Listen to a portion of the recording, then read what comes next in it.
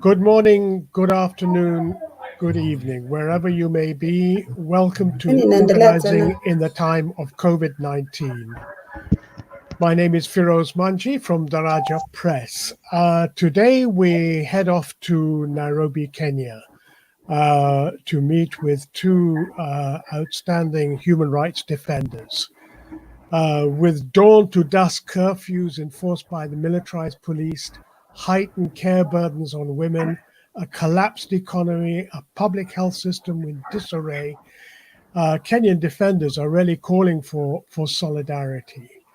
And this is a situation in which, like in many other countries, the police are taking more lives and injuring more people than the coronavirus. One of the defenders organizing this call is Ruth Mumbi, who has received death threats for her activism during COVID. You were exposed, Ruth. Welcome to the show.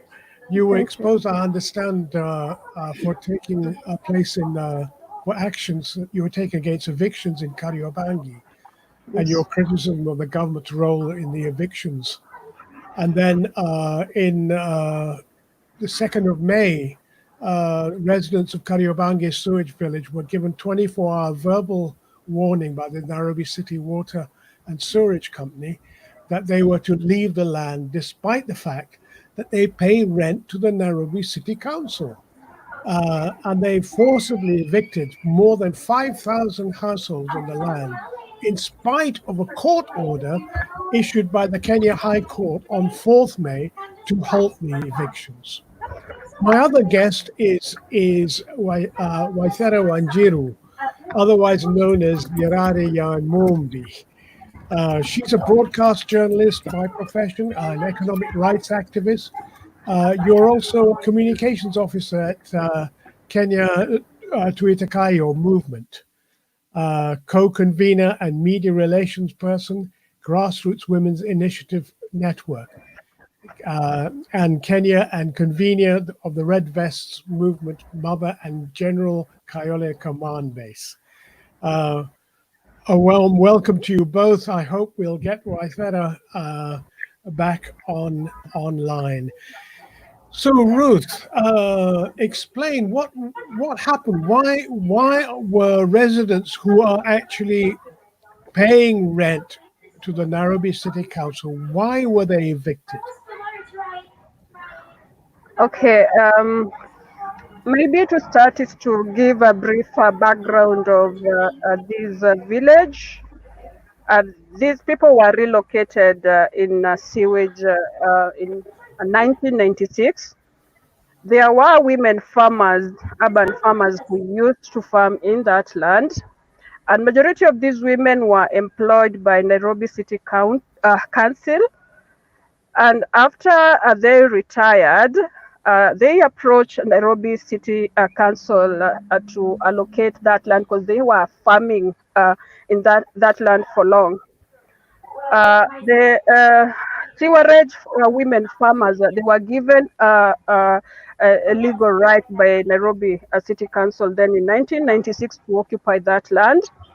They were given allotment letter that showed ownership, and later on in 1998 they were given a title deed to show the ownership of that land, which is about 10 acres.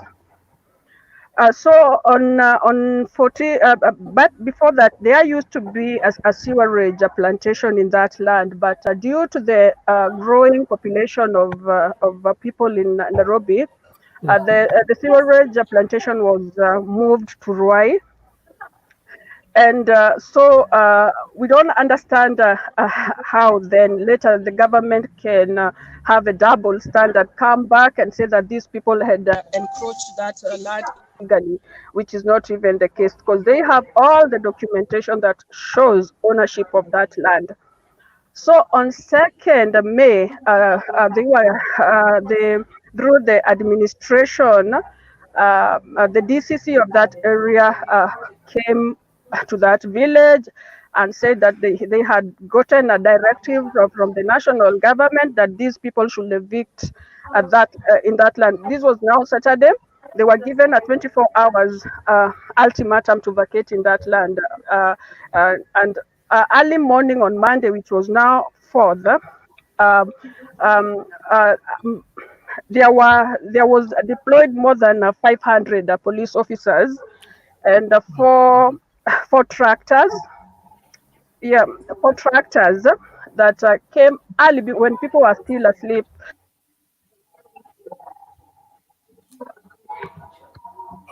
We seem to have lost connection with a poor. No, You're saying you're saying somebody that was four talking. tractors came. Four tractors Yes, came yes, bulldozers. early in the morning. Yes, when everybody else was still asleep, and they started demolishing. As one tractor was like thinking was thinking an alley. As they were demolishing, there was a tractor that was on the ground making a perimeter wall. People are being demolished, but there is a perimeter wall that is being constructed while people are still being evicted. So for us, this was so inhuman to see a government deciding to evict people and taking advantage of COVID-19 to evict people in such a manner. We don't understand the urgency, where the agency was. Can you just explain how does destroying this village help the COVID pandemic? No, they were taking advantage of. I think somebody very influential somewhere had given the directive, or rather has an interest in that land because it's a very prime land. And so they take advantage of COVID-19, whereby they have restricted people from assembling, they have restricted people from organizing, they have also restricted people from protesting. So, this was a perfect timing where they evict people because no one can go out on the streets.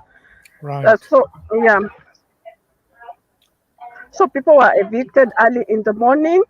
And also, as you had said earlier during your introduction, we have a dusk to dawn curfew, and also we have a lockdown where people living outside Nairobi cannot access Nairobi, and people from Nairobi cannot even go to their rural home.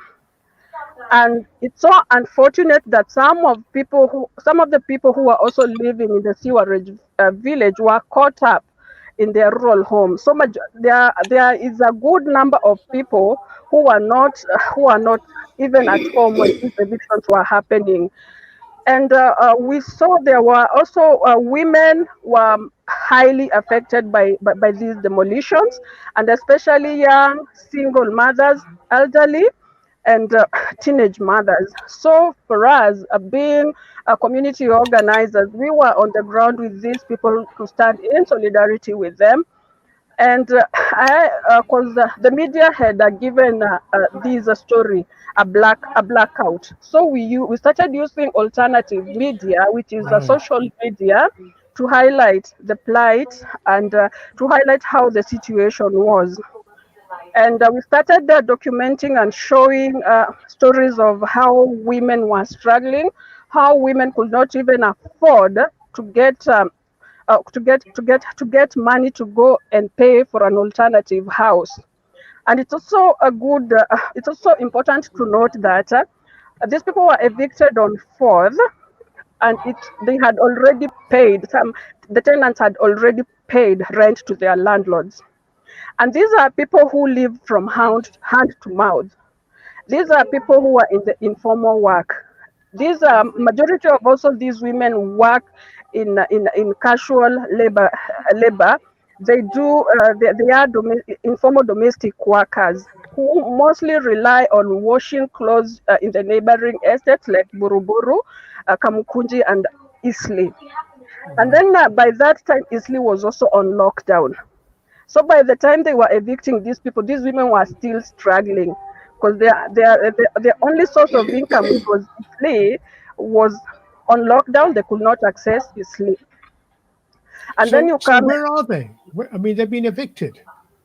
Yes, they have been evicted, and the reason as to why I started receiving threats, it's because I was profiling these cases on my social media account for people to understand the impact of the evictions on women, and because many were stranded. And it's also good to say that to note that during the time of the evictions was so much unfriendly, because the weather in Nairobi by then, it was raining, Raining. and yeah, and these women had to, they spent like 4 nights outside with no a place to go. The place that they knew home had already been demolished, and and then it was a total contradiction of what the government, the clarion call that they have been telling us to stay at home, sanitize, and you can't evict people at such a moment. It was really disgusting and so inhuman for a government that's supposed to protect the lives of its people doing that. And also, as you said, we live in a very militarized country where where police find you outside during the curfew hours, they will definitely deal with you ruthlessly.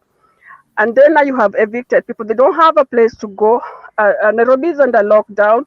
What do you expect them to do? So it was really a desperate situation, and we had to intervene as community organizers to amplify what was happening on the ground. And that's now was the basis of the threat I started receiving, being called by people who said that they are police officers, telling me and warning me to stop talking about those evictions, and to pull down all the posts that I had made about Karobangi eviction, and failure to do that, that they will disappear me. Do you know who you talked about vested interest? There are certain people who have an interest in that land. Do you know who these people are? It's a very emotive issue. Even naming it on social in a media platform might also put me in a Of very course. risky situation that I am in. But give me an idea of the kind of people we're talking about.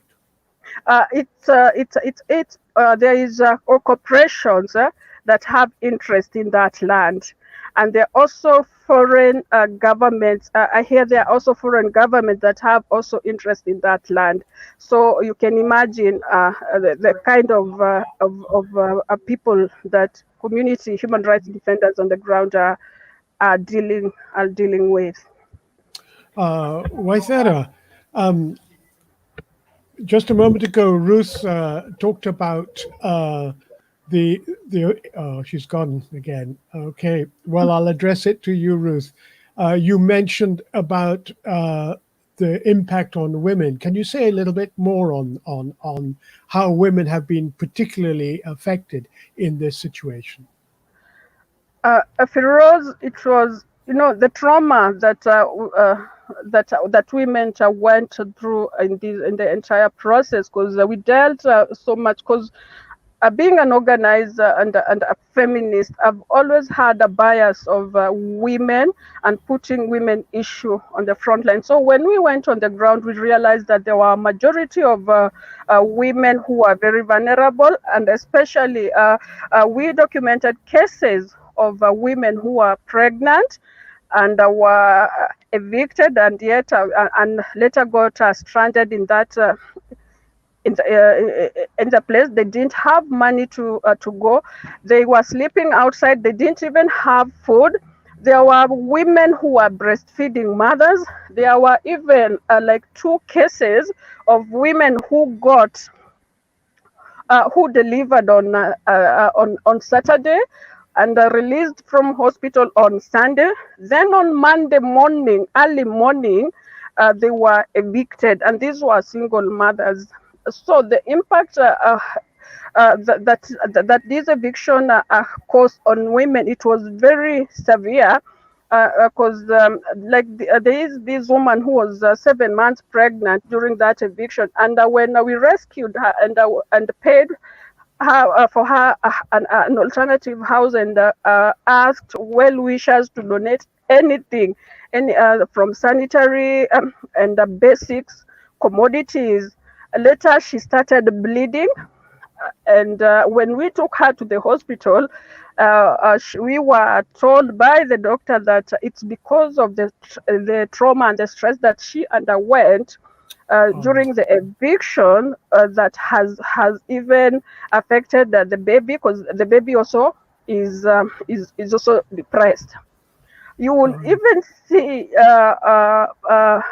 nursing women who are nursing babies, because they didn't even have access to basic food.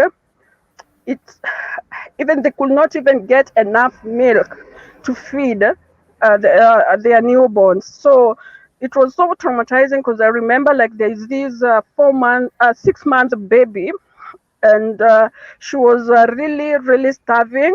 She was like crying because of hunger, and then she was also crying because of cold, sleeping outside. And when we approached them, her mom, and I remember one of my colleagues had a mandazi. I don't know how we call mandazi, but I guess that that baby Yeah, it's a grabbed. fried dough. Yeah. The baby grabbed the mandazi from my colleague and started eating. So it made us all break down, seeing even how ruthless our government can be, even towards innocent children. Yeah. Well, Waithera, you've been very much involved, I mean, as a broadcast journalist, but you've also been very much involved in the Kenya Tuitakayo movement, the People's Charter. Can you say something about what kind of response there's been from those who are supporters of the People's Charter to this evictions? What kind of solidarity is there, has there been? Waithera? I don't know if she can hear us. Hello, Waithera?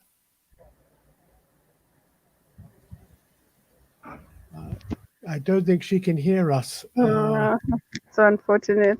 Yeah, it is. Hello, Waithera, can you hear us? Hello? No, that's a shame. That's a shame. She has her earphones in, so... but okay, but let me ask you, Ruth. I mean, there have been mobilizations. Oh, no, I've lost Ruth. Waithera, can you hear me? Can you hear me? Hello, Waithera. I mean, this actually is a good illustration of how difficult communication can be. We all of us take in the North, take it for granted that we can get onto the internet and have Zoom calls and so on. But in reality, for most people who rely on poor internet connections, we've lost them both. Please be patient, because I'm sure they will be back. Yes, Ruth is back now. Ruth, let me ask you again about, there have been the social justice centers. There have been other movements around Nairobi and beyond that. What's been the response? Has there been solidarity actions from within those communities? Yes, it's good that the community, because maybe I should also mention that after they demolished Kariobangi sewerage houses, they wanted also to demolish Korogosho market. And this is a market where a majority of these women and other women within Eastlands get their livelihood from. And to that extent, the community was really, really pissed off, and that anger, and they completely resisted the demolition of Korogosho. led by women and youth, they barricaded the road. The road that goes to Korogosho, so the tractors didn't have an access road because of the resistance that women and youth did, and they said they were very categorical. They told the government that you cannot evict, you cannot demolish our homes, and go ahead to demolish where we are getting our basic livelihood. So the community itself, after being so much pushed into the corner by the government, started rising against that injustice that was being meted on them by the government. Yes, we have there is a Kenya Human Rights Commission, and Amnesty International has been also really has also really stood in solidarity with these communities, and KHRC has been also been able to help these communities. That's the Kenya Human Rights Commission. Yes, The they are helping. NGO. Yeah, the NGO, not the government one, the NGO, the civil society one. And they have been helping this community to have a proper data to demand compensation from the government, because it's unacceptable to evict people in such a time when we are struggling with this pandemic, and yet you are the ones who legally allocated this land to them, and then after a while you come and say that these people have encroached this land. It's really unacceptable. So in terms of solidarity, I think the two, and also the international solidarity. We have received overwhelming international solidarity from both regional and national solidarity, of which we are also really grateful for that, because after that there were women also from that community who were very vocal, and who were criticizing the government on the same, and they started even victimizing these women. But through the support that we have been getting from KHRC, at least it has been motivating these people to continue demanding for the right that for their rightful right to land. I mean, one of the I'm sure you've been watching this, that the recent murder of George Floyd in the United States, in Minnesota, has caused a huge eruption across the United States, and indeed even here in Canada and in Europe and elsewhere. But one of the things that's emerging out of that has been not merely demands on a legal basis, but there have been political demands. And in fact, for example, in Seattle, they have taken over part of Seattle as a zone free of police, and where they're organizing themselves directly. And we've seen in Kenya, in Mombasa, we've seen it in Kisumu, we've seen it in a number of places around and in Nairobi, everywhere, a growing discontent. How do you think this will begin to translate politically? I don't mean electorally, I mean politically in terms of self-organization. I mean, like the demands of the Tuitakayo charter. It is, there are political demands. How do you see this emerging in Kenya? Yeah, it is good that communities and community organizing has localized on down in the grassroots, and the power that was concentrated at the national level, it's now trickling down to the grassroots, and through the efforts of the existing movements like the social justice centers, Bunge la Mwananchi, women rights movement like Bunge la Mama Mashinani and the Grassroots Women Initiative Network, through the collective efforts that doing of political education within the community level for people to self-realize and become conscious of how power affect them. I think it's now taking, we are progressing well, and I think that's one of the reasons that also the government is using a lot of repression to try and muzzle that self-reliance and self-organizing amongst the communities, and also people realizing that some of these rights that are enshrined in the constitutions, they cannot be given freely unless we start demanding them. And people taking ownership of this constitution, I think it has also made a lot very very positive impact in terms of organizing at the community level.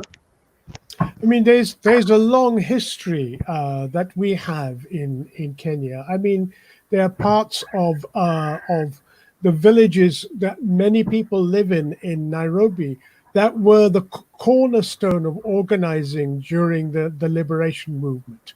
Yeah. And there are even buildings there which were where people met, where people organized their own assemblies, and so on. Do you see this emerging in the current period? Yes, yes, and also in terms of even reclaiming of our history, I've seen like last year, women marched during the African Liberation Day, and went on the spot where General Muthoni Nyanjiru, was a woman who was assassinated by the colonial police for demanding release of the trade unionist. Hariduku. And on last year, women decided that it's time to reclaim this space, and also it's time to reclaim our history, and it's time also to show that even women were on the front line in terms of even fighting for the freedom of this country.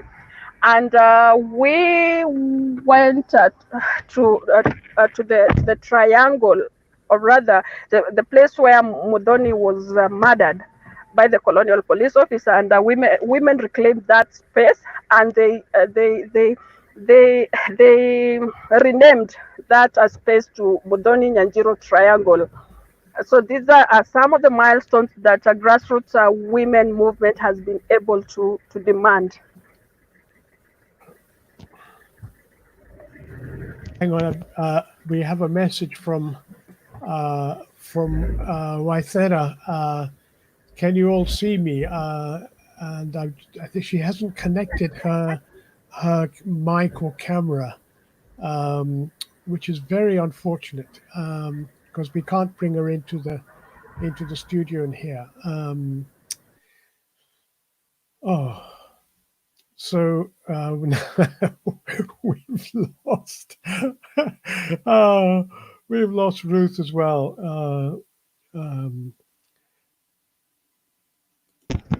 Oh, back. Good, you're back again. Yeah, I'm back again. This is the first time I'm using this application, so pardon me.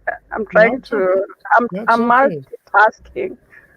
That's okay. That's okay.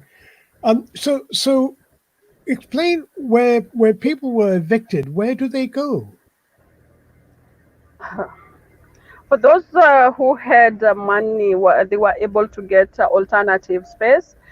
And for those who had families in Nairobi, they were integrated by their relatives. Some went to camp in local churches and also local schools. And there were those also. There are still a small fraction of people who are still also sleeping outside. They don't have a place to go to because they don't even have money to get an alternative space. So, but tell me about yourself, Ruth. You were nominated as a finalist in 2013 by the Frontline Defenders Award for Human Rights Defenders at Risk. Where do you get this courage from? Where do you get this ability to keep fighting in spite of the threats to you? Oh, for us, this is a very, very long history of where I'm coming from as an activist, as an organizer. It is because I was born and brought in a ghetto in Madare. That's where I come from. And then during my early age, I will see a lot of human rights violations happening, and especially towards women. So for me, I wanted to be different from my peers, because the people were afraid of calling out and denouncing these violations, denouncing also oppression, and also coming from as a family having that lineage of a freedom fighter, because my grandma and also my grandfather had that blood. They were members of the Mau Mau, and they became casualties because they were not even compensated. Their land was taken from Kiambu.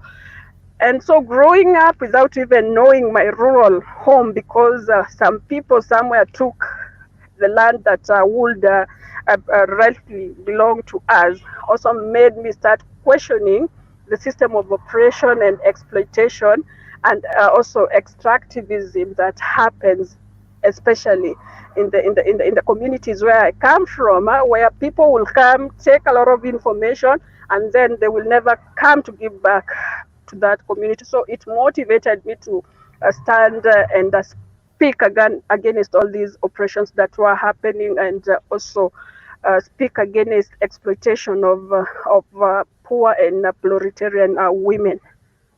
So when you say suffering from extractivism, can you explain? Um, I've grown in because growing up in a ghetto, you realize that majority of people who make this economy run are people who are living in the slums. These are people who do a lot of work, a lot of hard work, but they don't get the benefits of their labor because of the extractivism and exploitation of how the system has been framed to continue oppressing and exploiting the people who are downtrodden. Right. And with that history of your parents being involved in the Land Freedom Army, the Mau Mau, um, to what extent are you able to talk about that with the community and help rekindle that tradition? Um, Currently, what we've been doing is to we've been educating and re-educating ourselves, and also re-educating our children, because whatever I don't know.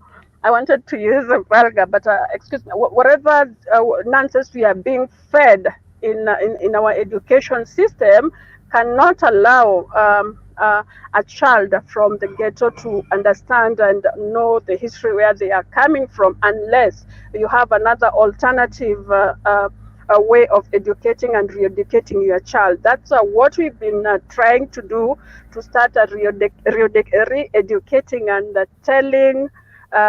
telling proper history to our children, other than the history that they are being taught in school. Right, right. So you've put forward an appeal for support, and you've already raised $3,006 from 16 supporters, and there's 57 days left. Uh, can you say something about the Solidarity Fund and that well, here's the opportunity to make an appeal directly to people who are watching this. Okay, first of all, it's to sincerely thank the people who have contributed towards this initiative, towards this Solidarity Fund. The Solidarity Fund, we set this Solidarity Fund because we realized that majority of grassroots human rights defenders were struggling and they were also highly impacted by COVID-19, and yet we didn't have systems that were put into place to cushion human rights defenders. These are people who have been on the front line, uh, um, calling calling out on the rogue regime, calling out on any violation that has been happening. And yet, when COVID-19 came and it also impacted on them, it impacted on their livelihoods because these people make their also income through social integration. And at the moment, that has been also been shaken. People are not convening, and and we also realized that politicians were well organized and they were feeding their people, their goons, the people who work for them. But for community activists, no one was thinking about their well-being, and they have also been on the front line. They have been giving their time to defend the communities where they come from. They have been on the front line calling out on human rights violations. And it's unfair how this the system that has been put into place to cushion ordinary people cannot accommodate human rights defenders. Because in Kenya, a person who has been mandated to identify vulnerable people is a chief. A chief is the head of administration. He is like a police officer, and these are the people that have been that human rights defenders have been criticizing. So a human rights defender cannot go to these people to try and see how to try and seek help, because they cannot even give you an opportunity to, because you've been criticizing them. So for us, when we started this initiative, we were starting it to cushion grassroots activists who have been struggling also in this process.